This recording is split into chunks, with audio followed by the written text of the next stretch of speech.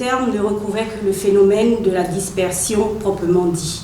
Aujourd'hui, par extension, il est aussi le résultat de la dispersion, c'est-à-dire l'ensemble des membres d'une communauté dispersée dans plusieurs pays.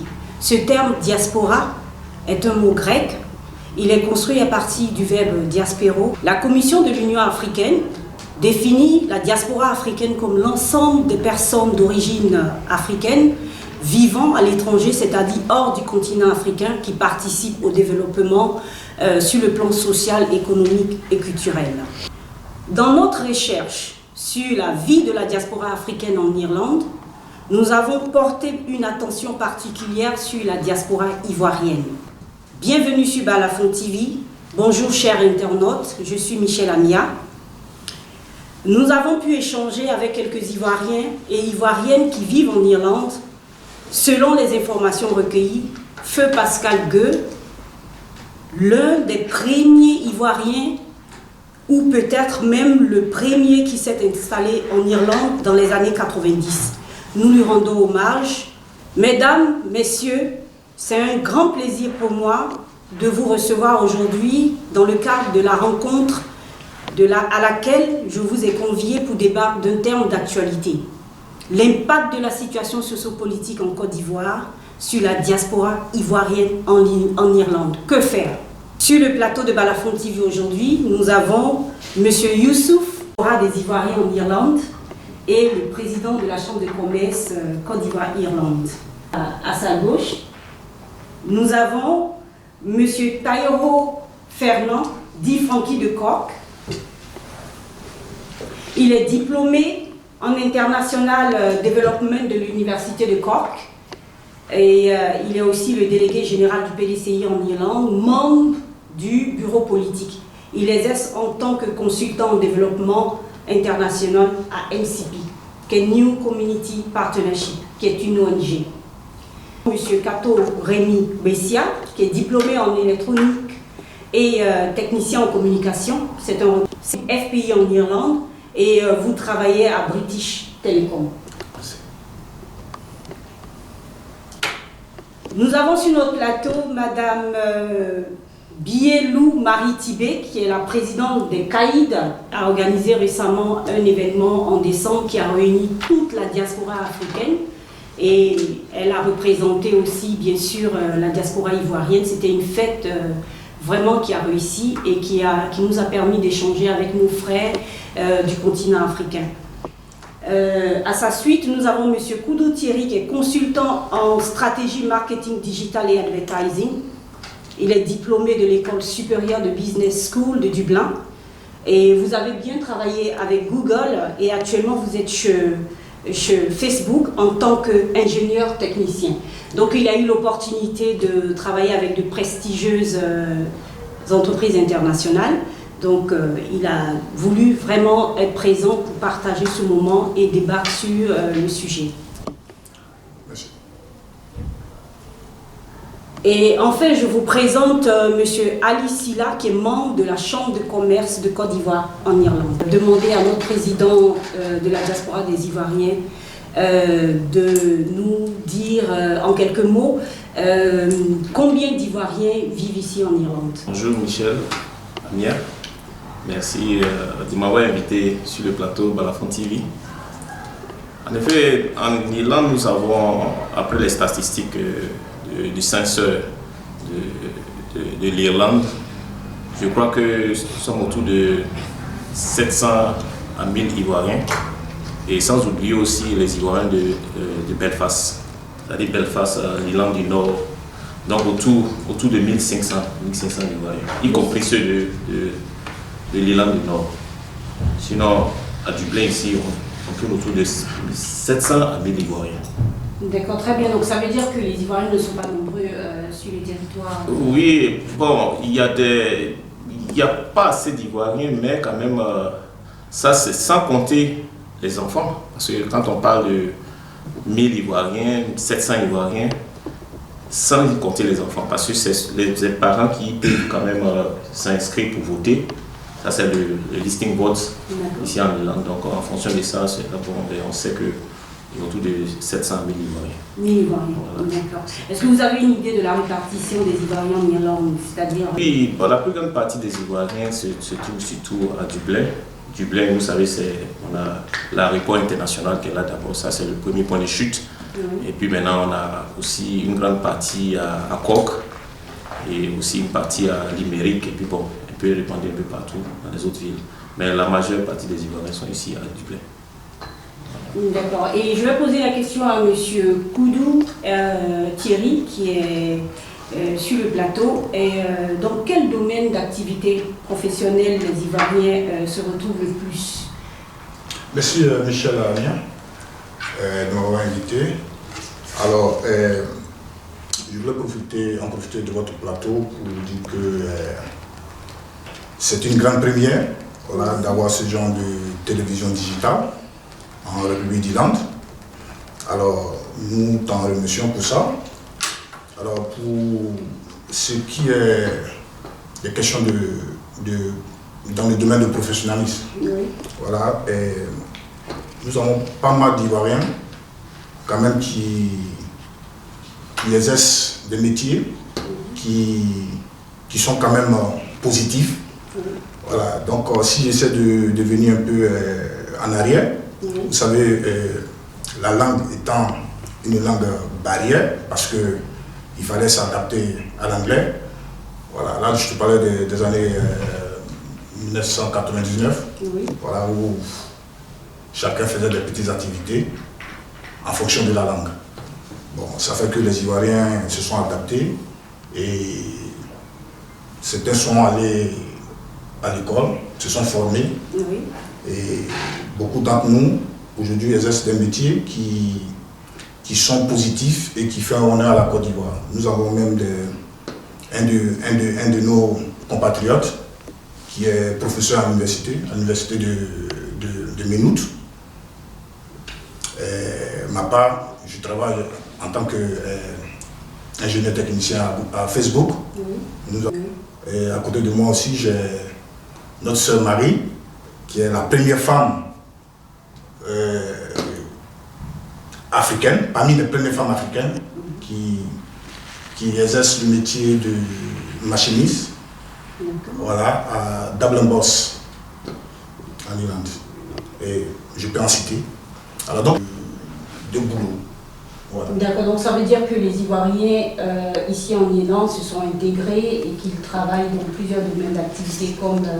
Nous allons aborder le sujet qui est l'impact de la situation sociopolitique en Côte d'Ivoire sur la diaspora des Ivoiriens en Irlande. Et j'aimerais m'adresser à M. Kato Rémy Bessia. Comment vous vivez ici en Irlande et comment vous ressentez la situation sociopolitique en Côte d'Ivoire? Ok, merci Michel Amien, je suis très heureux de faire part du débat. En effet, la situation sociopolitique en Côte d'Ivoire a eu un impact de ma part un peu,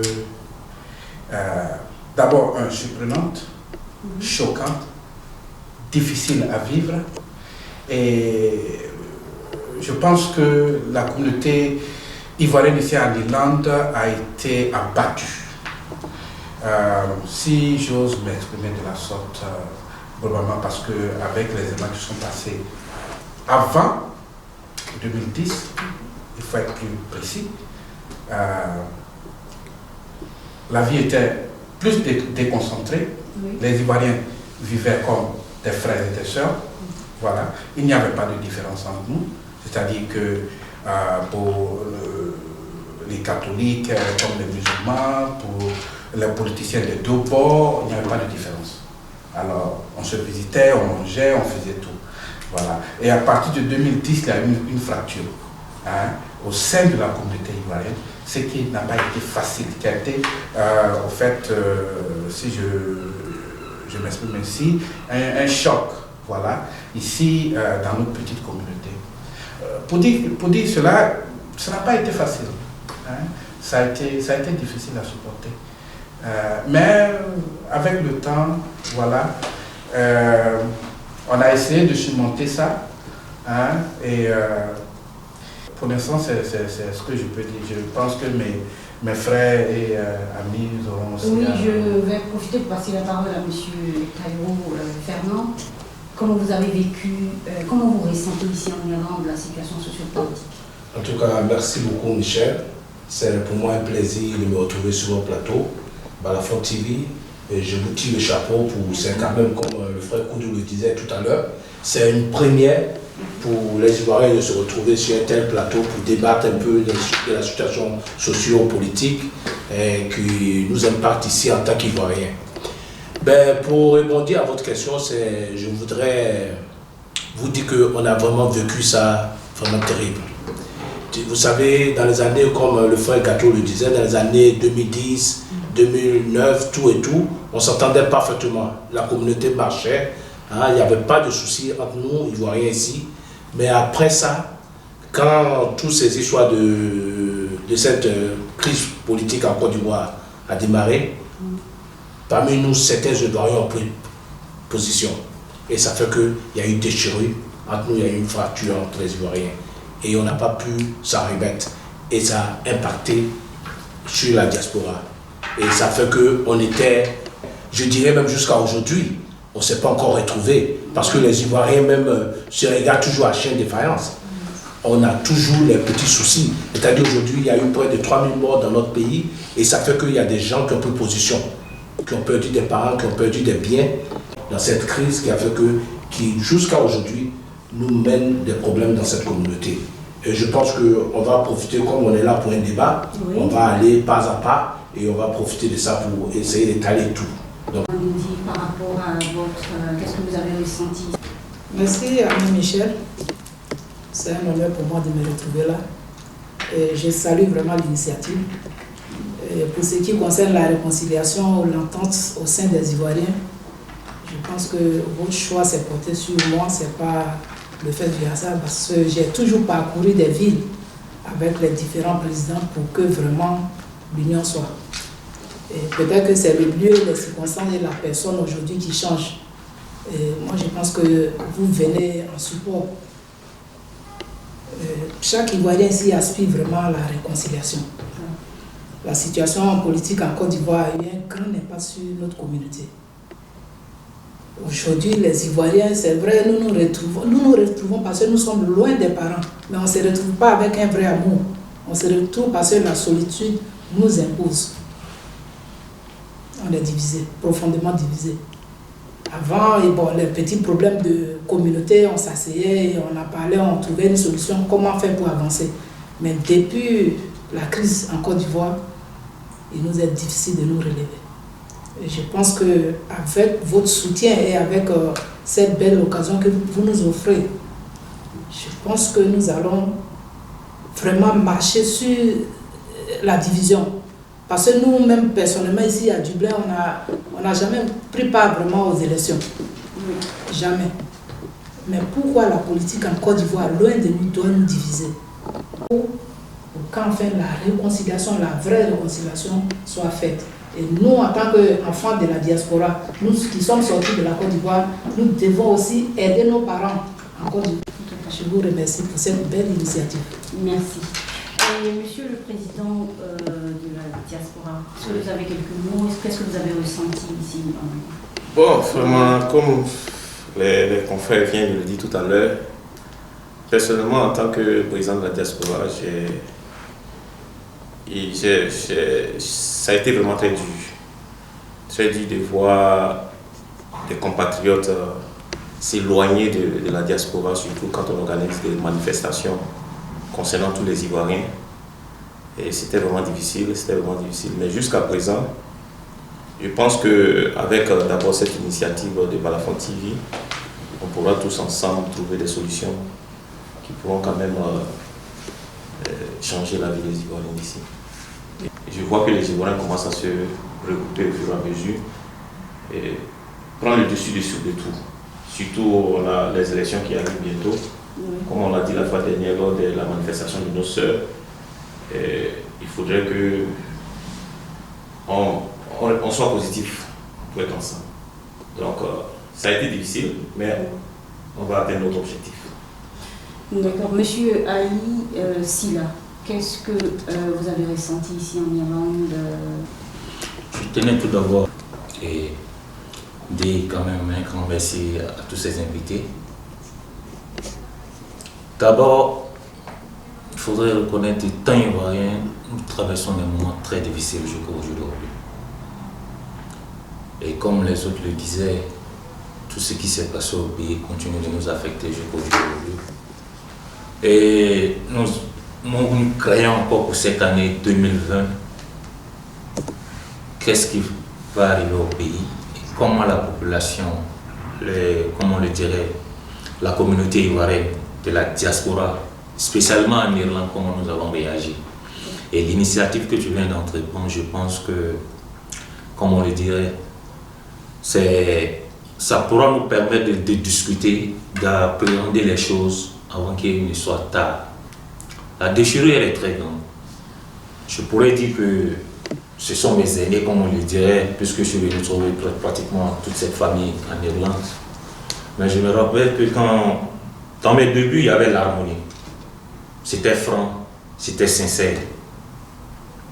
C'était facile d'aller de se déplacer aller chez quelqu'un. C'était sûr d'avoir de l'eau à boire. Mais après les événements, c'était de l'hypocrisie, du mépris. C'était jusqu'au bord de l'affrontement physique, si possible. J'en ai vu. Il n'y avait plus de respect.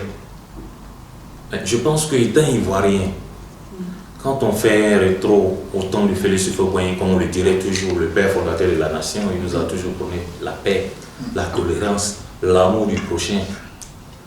C'est un choc pour moi, comme je l'ai dit, et je l'ai toujours dit, pour moi, nous sommes tous pareils. Peu importe du soit du nord, du sud, de l'est, du centre, nous sommes tous les mêmes enfants d'un pays. Donc ça serait vraiment, vraiment intéressant de débattre à ce niveau et puis trouver les solutions adéquates, élargir pour toute la communauté, trouver des solutions ensemble. Tout c'est bon. Apparemment, je pourrais m'arrêter là pour le moment et puis donner l'occasion pour qu'on en débatte plus. Donc, à vous entendre, je constate qu'il y a vraiment des problèmes entre nous, les Ivoiriens ici, puisque vous êtes en Irlande depuis un certain temps, c'est-à-dire juste après les années 90.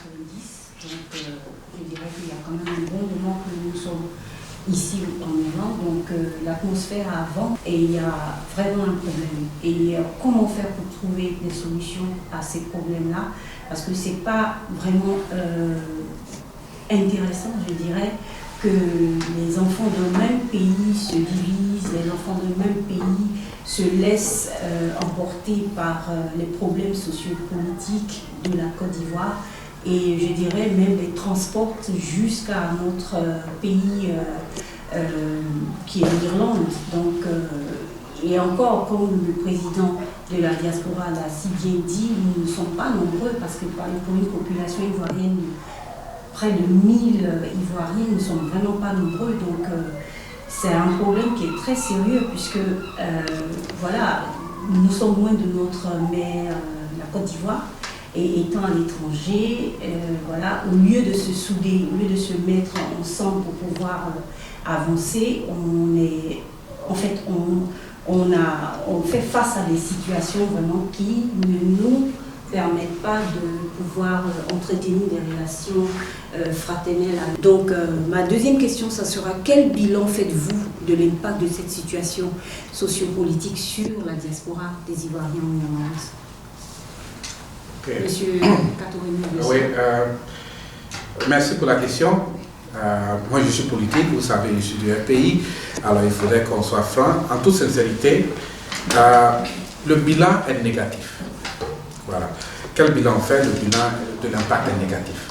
Maintenant, c'est la question de savoir s'inspirer du passé pour pouvoir ajuster aujourd'hui et préparer demain. Voilà. Donc, qu'est-ce qui va se passer pour demain? Comme mon frère Ali l'a dit, et le président l'a dit, on a des élections qui arrivent en 2020. Comment nous allons les affronter? Alors, je pense que tous, nous devons aujourd'hui préparer notre mentalité, que ce soit le FPI, que ce soit le PDCI, que ce soit tous les partis qui sont aujourd'hui en Côte d'Ivoire, que tout le monde mette pas la terre. Voilà. Parce que, après tout, nous sommes les enfants d'une même mère.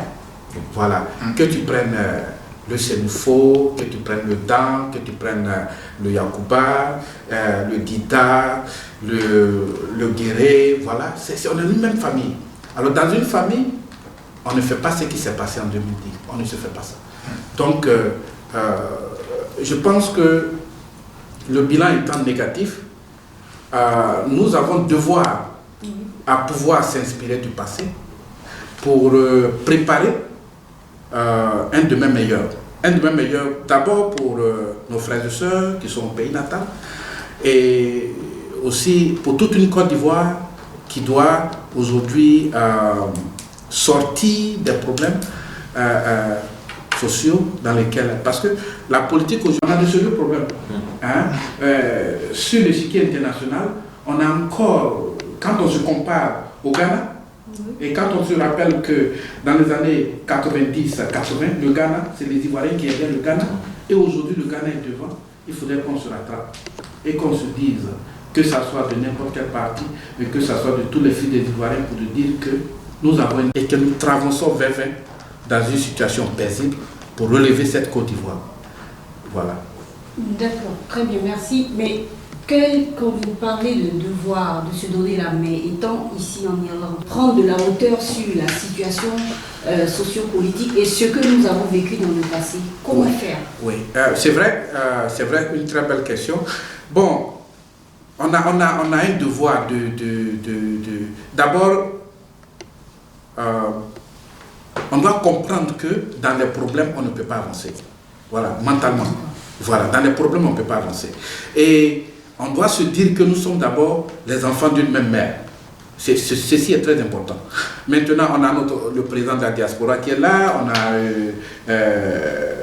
a madame qui est là. Et ici en Irlande, il faudrait qu'on se dise que les palabres ne vont pas nous faire avancer. Et que nous ne nous basons pas sur la politique négative du pays pour pouvoir avancer. Alors, quels que soient les choix mandés ou bien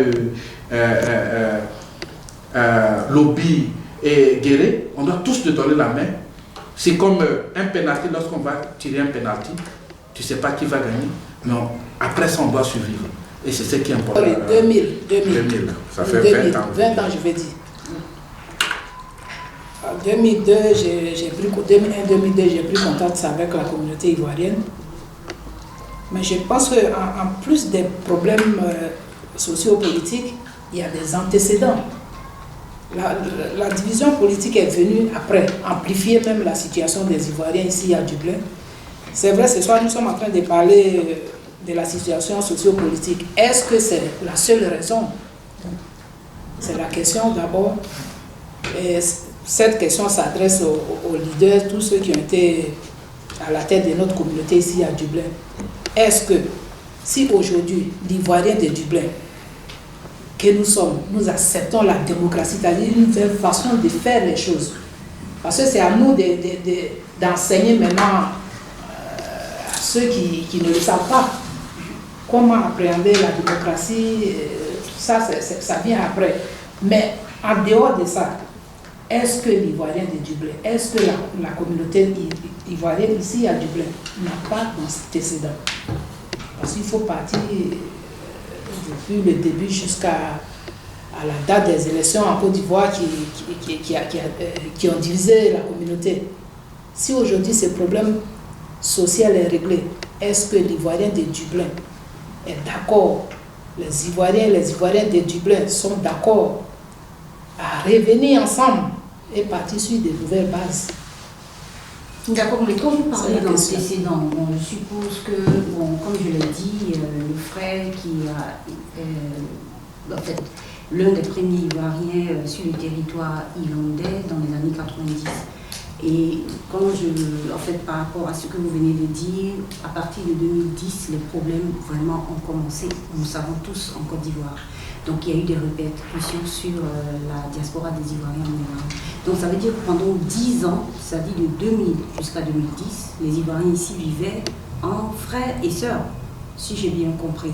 Quel genre d'antécédent il y a pu exister? Bon, si je parle d'antécédents, bon, peut-être qu'aujourd'hui on peut minimiser ça, mais les différents leaders sont là. Il y a d'abord le problème de leadership. Le problème de leadership ici nous a divisés, bien avant les élections, je dirais même. Parce que les élections, on parle de 2010. Moi, je vous parle de 2000 jusqu'en 2009, si vous voulez. Peut-être que la communauté a marché ensemble peut-être 2-3 ans, mais la situation politique vient amplifier la division. D'accord. Président, vous avez quelque chose? Oui, je peux un peu ajouter par rapport à ce qui est dit. Bon, moi je pense que cette histoire de division des Ivoiriens au niveau de la diaspora, et puis bon, quand on dit aussi que, comme Mme Tibi, comme elle a dit tout à l'heure, qu'il y a eu des antécédents entre les Ivoiriens. Cette histoire de division des Ivoiriens, ce n'est pas seulement en Irlande. C'est réparti sur tout le plan international. Tous les Ivoiriens combattent à Londres, à Paris.